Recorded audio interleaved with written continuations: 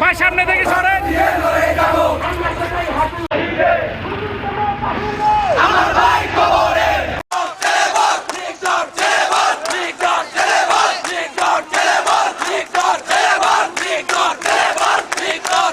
সন্ত্রাসীদের বিরুদ্ধে কণ্ঠে আবার লাগাও সন্ত্রাসীদের কবর খোর।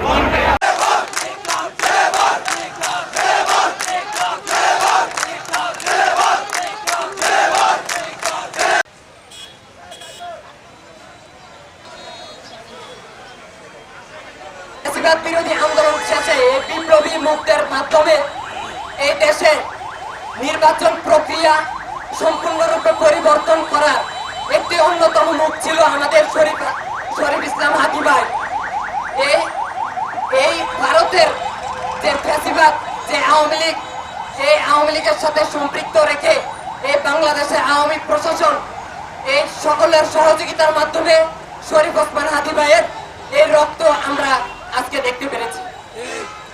ইন্টারিম গভর্নমেন্টের মাধ্যমে আমরা এই সকল আওয়ামী লীগের হত্যার যে বিচারকাণ্ড সেটা আমাদের দেখার কথা ছিল, কিন্তু তারা আমাদেরকে প্রতিনিয়ত ব্যাহত করেছে।